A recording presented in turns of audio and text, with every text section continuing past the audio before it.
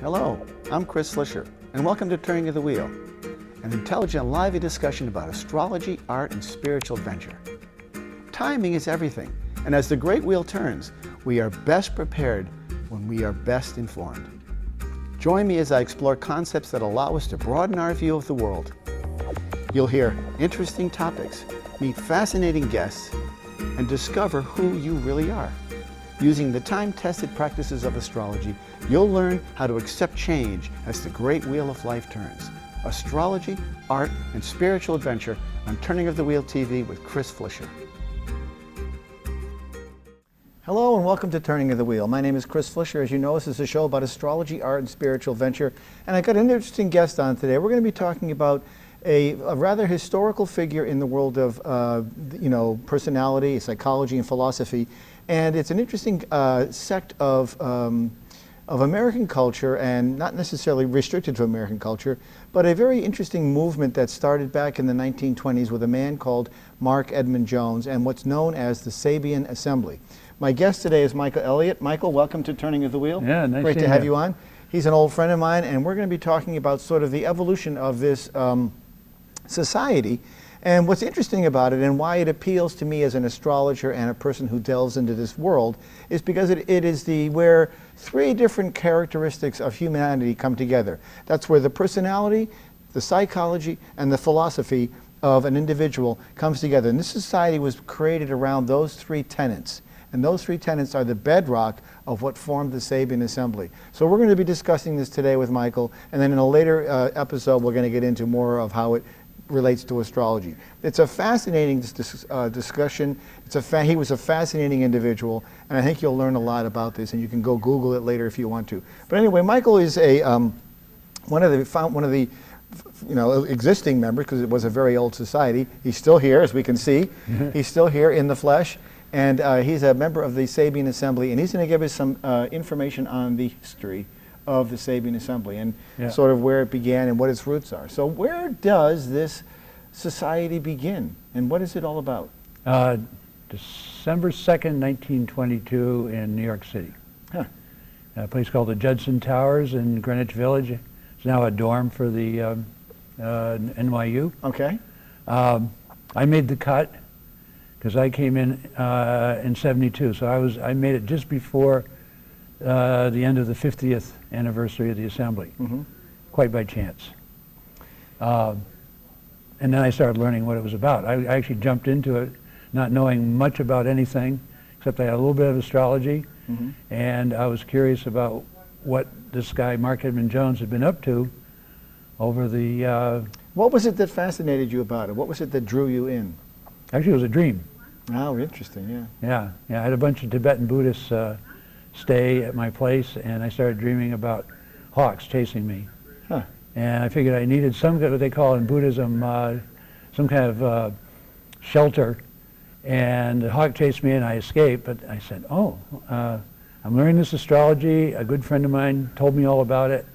And I signed up and said, this is a place where I can kind of stay safe from the inroads of what was going on in the 20th century, which is a crazy time. 60s, 70s, and on. And were you fascinated? Were you looking for an answer of some sort? Were you a seeker in that regard? Yeah, seeker is kind of a cliche, I suppose. Well, you were pursuing something. I was curious. Let's put it that way. And I had a kind of a interesting childhood, so my curiosity didn't stop when I reached when I got married. Right.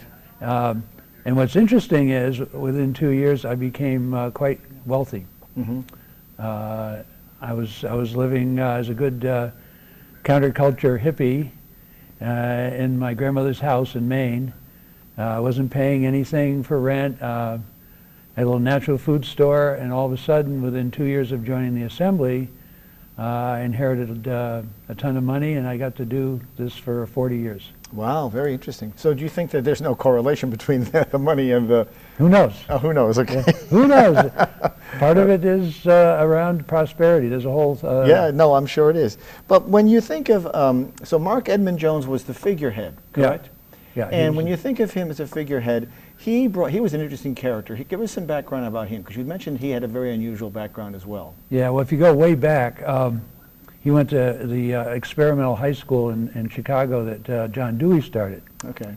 Dewey was kind of the godfather of modern education in this. The Dewey Decimal System. No, okay. that's different. But no, he was the great educational philosopher of the 20th century. So Jones happened to be one of his students in Chicago around the turn of the century. And he had an aunt who was a theosophist, and he had a next-door neighbor who was a Christian Scientist. He eventually ended up as a screenwriter, or I'd say a title writer for the silent movies. Okay, interesting. So he was in New York, because the center of the movie industry was New York City. I see. Before, say, 1920 or 22 or something. So just for a point of reference for the audience, the Theosophical Society was founded by Madame Blavatsky, and that was a society, somewhat fringe society as well, offbeat, a little bit offbeat, where they sort of blended a lot of mysticism and esoteric arts into forming a logic of how the universe evolved and where we were. It was sort of a very strong metaphysical tool. So he used them as a springboard for launching his own? Yeah, well, among others. Among others, that was a strong influence because of his aunt. He also was very much explored a lot of what the Rosicrucians are all about. Okay, interesting. And they had their headquarters out in California. He also was influenced by Christian Science and the New Thought movement, which has now evolved in like 1,000 different strands, and right now you'll see it almost everywhere. People are talking about self-help and success, and so what is that new thought? What does that new thought moniker imply? New thought is you can do what you want to do, be what you want to be, go where you want to go, and have what you want to have. So it's a secular study? It's not tied to any sort of... Well, it started out originally as mental healing. Okay. And so people looking for alternative ways of healing and coping with change and life, and trying to find alternate methods. Many of which are rooted in ancient esoteric arts. Oh yeah, ancient healing is all about healing, or ancient occultism is really all about healing. And so his initial plan with the Sabian Assembly was to create this sort of experiment, a social experiment of sorts, or a way of observing or a way of seeking alternative methods for healing and coping? Yeah, well, on the side he was exploring all these different areas: theosophy, New Thought, spiritualism, psychism, what we call now, channeling, and he was kind of saturated, and he was also had his foot in the Presbyterian Church. Interesting. So when he was in New York... And the Presbyterians, by the way, believe in predetermination. Oh, sure. And so there was a movement called the Christian Endeavor, and it was actually I think Alcoholics Anonymous sprung out of that. It had a big influence at the time. And he was involved in a big rally down Fifth Avenue.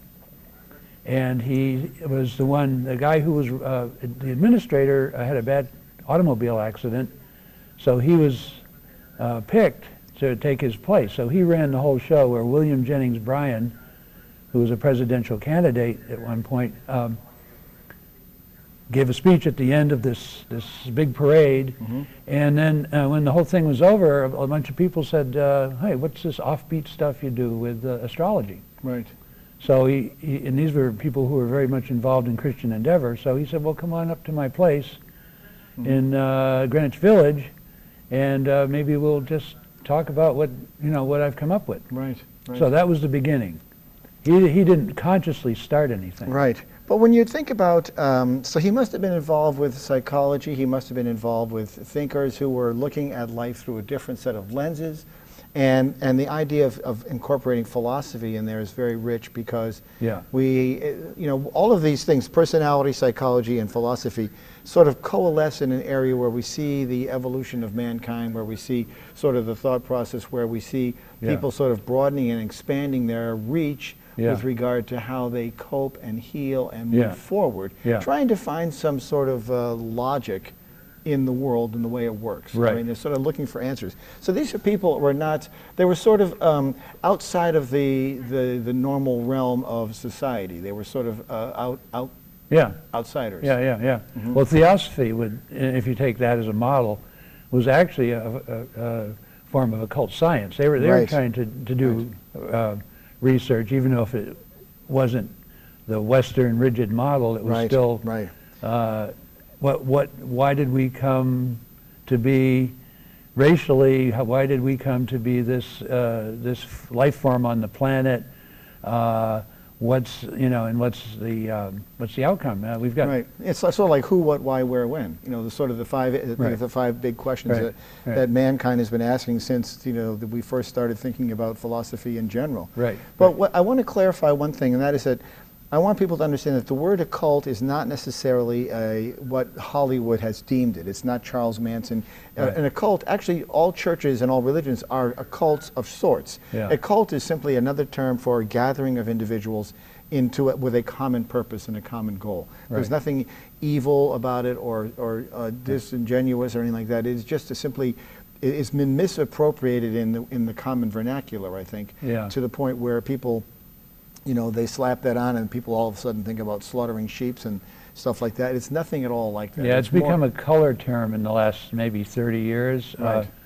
When I got involved with this, it was still fairly much, okay, you're doing something offbeat, something, a little bit different, A little bit different, and now it's taken on a lot more baggage. Right, exactly. And that's one of the things I just wanted to clarify. But Mark Edmund Jones, as an individual, went on to form, and what did he use for his sources? What was his source of information? Well, and we'll probably get to this in the second hour, he started to find out that he had clairvoyant abilities. So he was able to, he was intuitive, he was able to pick up things. Yeah, but he also had training as an astrologer before that, and the astrology kept him in line because then you can check on your sources. Yes, of course. That's the huge value of astrology, not that you can tell somebody they're going to get married to the man of their dreams, or and it's far more important if you have a thought or an intuition, how do you check out and see if it's the correct intuition or not? Right. So you look for validation. You look for validation. Right. So and if things line up accordingly, then you know you're on the right track. Right. Yeah. It's sort of a verification process. Exactly. And he also had a great ability to do research, and he was a professional writer. So he had He had a certain fascination with this. He had a certain fascination with looking for answers, trying to find answers in unusual and unexplored areas. And he would, so his realm, his pool of information came from a wide variety of influences. Well, his claim, and we'll again get to this, is that with his clairvoyance, the main thing he could do with it was tap back into Mesopotamian sources, go all the way back to the ancient. Well, if you're using the Bible as a model, that's where Abraham came out of Ur, of the Chaldees, I guess you'd call it. So he claimed he could go back there and tap into the mathematical structures that were being formulated for the first time in the history of the world. It's interesting that these sort of themes, these concepts that you're talking about, his sources, are as ancient as that, and yet they are recurring sources that seem to cycle through whole pieces of society in a historical nature. They certainly come back in time. And we all know that time is like a helios. It's that giant corkscrew where events come back to a spot again, and then, but they're down the road further. So we sort of have found ourselves in an interesting spot where this has come back again. I mean, we are in the midst of this sort of resurgence of philosophy, psychology, and personality are very, very critical. People are very interested in why they're here. Why are we here? What's our purpose? And astrology speaks just to that. And we're going to get to that in another show further down the road. But when you look at his range of influence, he was drawn in by these, and was he reaching to the east for these answers? Was he reaching to ancient Indian philosophies and structures, or Chinese? Was there any sort of outside? I'll give you the historical piece here. He was born in 1888, and when he was 5 years old, that was 1892, the Columbian Exposition occurred in Chicago. It was like the great World's Fair of its time. Right. They actually built a whole city within Chicago. Right, right. And at that time, they brought in, for the first time, they brought in people from India. Swami Vivekananda was the great example. Right. He was actually to put down roots here in this country. He was the first one to really come into the United States. Yeah. So it was part of that whole thing that he was like a 5-year-old, and he said for the first time he went to an exhibit of gems and stones, and he could see there was an underlying pattern that went through all that is. You know, that made an impression on him as looking at that exhibit as a child. So he always had that, you know, what's the pattern behind all of this? So that was kind of a key point. And from that point on, he traces everything back to that moment when he went there as a 5-year-old. As a moment of entry, sort of a point of fascination for him. And it is all curiosity. Yeah, I can see that. And then he sort of founded and went on from there to discover. And of course, the times were probably rich for this. I mean, you have to have, in order for something like a thought process like that to flower, there has to be some sort of support system for it. You couldn't do this at a time. So the environment of the time, the late 1800s, early 1900s, had to be a time of a certain sort of thought renaissance of sorts that was a revival of some sort. Yeah. Don't you think that's possible? That brought this about in him and then allowed him to sort of branch off in his own way? Yeah, well, of course, he's a 5-year-old, and then the next piece is he gets the rigorous training. He doesn't even finish high school, but he has Dewey's high school in Chicago, where he's getting Greek and Latin, and he's getting really excellent educational training. He drops out, gets a job, and then finally ends up in Hollywood as a writer. Or not even Hollywood, it's in the movie industry. In the movie industry, yeah. Which moved around. So, but he runs into a little ad before he leaves in the Chicago Tribune about astrology. It's actually a letter, and that piqued his curiosity about astrology. So when he got to the West Coast, he found a good astrologer out there, and he learned how to do horoscopes and became pretty good on the side. It's interesting because right around that time, around 1920, 27, something like, right around that era, was when astrology took on a whole new, had a whole new impact on the world of journalism, because now for the first time they were actually publishing horoscopes, which in many ways has come back to haunt us today because people generalize them. They're so general that they just discount them. But that whole process was set in place back then, but that was not by him. No. He was fairly young. Evangeline Adams, I think, was a real in American astrology. She spearheaded a lot of that. And I know the Rosicrucians were behind it. And the Rosicrucians had their take on astrology. And of course, astrology has been in India for centuries. Yeah, exactly. And it's interesting that, and so then he went on to sort of form this group, the Sabian Assembly. Yeah, and again, he didn't say, I'm going to form a group. He basically was asked, gee, what are you doing? So he had his regular astrology people, and then he had all these people from the Christian Endeavor movement come together, and then now you had a mingling of two very different groups of people. Exactly, So he said, well, what am I going to do? I've got to do something. And at that point, his clairvoyance is starting to tap in. Pretty. Did he make a living as a clairvoyant? No. He was a writer. A writer. And an astrologer. And his writing was strictly focused on silent movies. So he was 99%. As a matter of fact, he was married briefly. He was in the Army in World War I. Never saw action, but he was married briefly, a war marriage. You know how you get married and before the war it kicks in, you know? Probably less than a year to Ginger Rogers' mother. Oh, interesting. Wow. So he had little Ginger Rogers running around for about a year in his life, which is, you know, kind of an interesting side note. But so he had a very interesting life. He was big when he was in New York. He would go to all the Broadway shows. He wanted to be his secret desire was to be a poet and a playwright. So you can almost see a character such as that having this appeal and having be intrigued by the ideas of personality psychology and philosophy, because in the realm of the writer and the astrologer and the thinker and the philosopher, you're pulling on all of those different tangents. You're pulling on psychology, you're pulling on personality, and it sort of comes together under the realm or the umbrella of philosophy.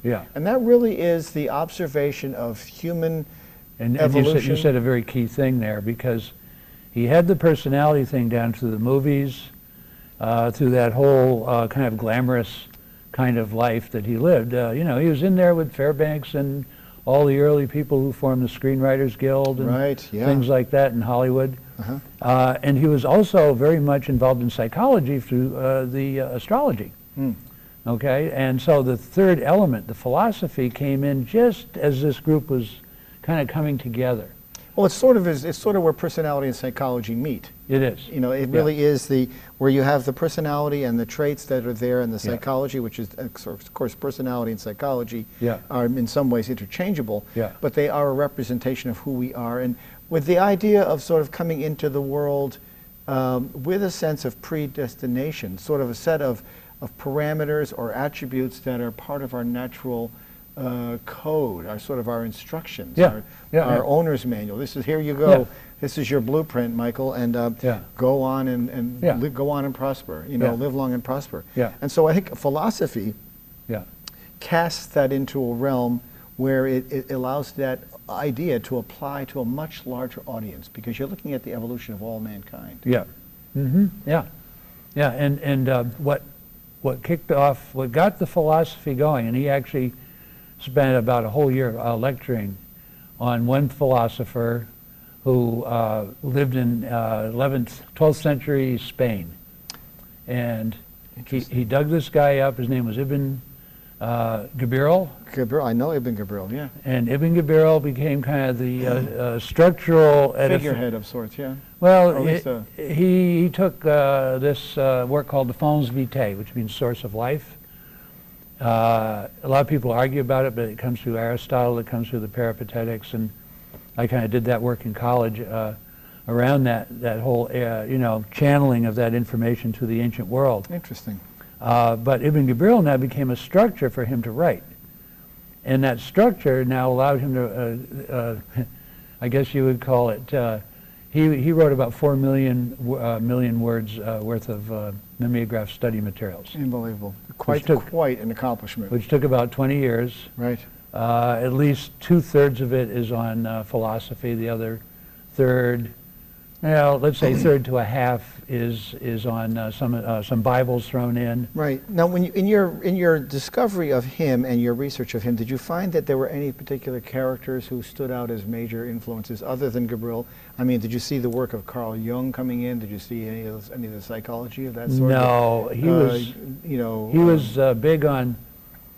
He had his finger in just about everything. Rudyard, if people are Dane Rudyard, right? Yeah. He was the Jungian, and he was involved with Jones for a good period of time. Bob Gurdjieff and people like that. Not so much that, and he kind of kept it pretty well isolated in the American. I say American, the American milieu. Canon, milieu, right. With some exceptions. He did do something on the Arabian Nights. He did something on the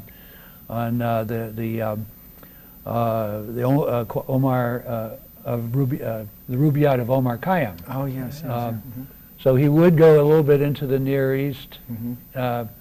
He did mostly all of Aristotle, mostly all of Plato, and all of Plotinus. What's interesting, I think, what's fascinating to me is how much of this is, as I mentioned earlier, a bit of a recycle. And I don't mean that in a bad way. I mean it as if it's been rediscovered, re-explored. Right. Because much of this information was put down centuries ago, and for it to be revived in a different time and place, it does have continuity.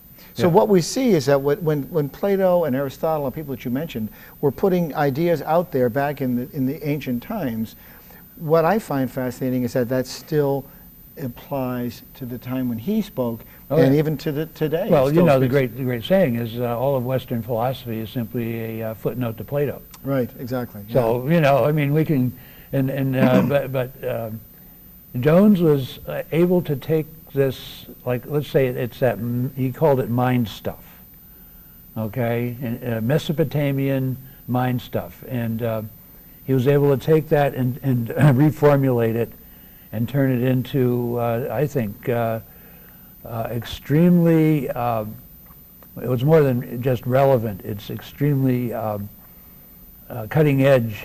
Well, you know what he did? I think he brought it into contemporary society. He sort of contemporized it. Yeah. And by doing that, that gets back again to that idea. We had this ancient seed of thought and philosophy and constructs and ideas of what it is to be, and then that happens back in the ancient days of Greece, and then you go around that cycle and you bring it forward to the year that he brought it in, and you've got a different cast. It's a different costume, but the qualities are the same. Qualities are the same, exactly, yeah. And he kept that going until he was 90. That's the interesting thing. He kept writing. He was getting up at like 3:30 in the morning when he was like 89 years old. He died when he was 90. And he'd get up and write for like 4 hours, go back to sleep for an hour or two, and then get up and write some more. And this is an 89-year-old. Yeah. Now, how old was he when you met him? He was about 80, let's see, I met him in 75. And he lived another four years, so he was 85, 86. And did you, when you met him, did you feel a certain, could you feel a certain presence with him? Did you feel some sort of... Oh, he was extremely charismatic. Of course he was, yeah. We actually, when I met him, we talked about Dracula, of all things, but he'd done a little piece on Dracula. But did you sense that from him that he had a certain talent? A certain, you know, I guess, I mean, charisma is the right word, but do you feel as if he had a certain, that he was onto something? Oh yeah. Well, I'd been a student, never met him for 3 years. So I knew the materials. I knew the astrology up to a point. I was very limited at that time. Yeah, he was onto something quite bigger than any one person, because the first thing he said when I saw him speak that day, the same day I met him, was, I'm a composite. And I went, well, what's a composite? Well, he's more than one. He's a homogenized version of something. He's a homogenized version. At one time Plato, one time Aristotle. Think of any number of... and then you take psychology. Psychology is nothing more than an offshoot of those same ideas. I mean, much of Freud's and Jung's ideas came from out of what happened in that. You know, the idea of duality, the polarity of life, the good versus evil. Those are all themes that resonate all the way through history. Yeah. And when you saw him speak, and I didn't test this out with other people, he started to change. And it was almost like watching somebody shapeshift. Yeah, I can see that. He was an 89-year-old guy up there. By the time he'd finished talking about what he and the assembly were all about, he was like a 50-year-old guy. Interesting. He was about dropped 40 years. Yeah. So he really, he was a perpetually curious man who was always on a track to find something different and interesting. So we've been talking today with Michael Elliott. It's great to have you on, Michael. We're going to do another show and get more into the astrology piece, but it's been great to have you on today. We're talking about Mark Edmund Jones. I encourage you all to go out and look into the idea of the Sabian assembly. Google it, find out what it is out there. And I think you'll be fascinated. Hopefully it'll be a Pandora's box for you and get you started on that subject. But anyway, Michael, thank you very much for coming on today. Yeah. And we'll continue our conversation.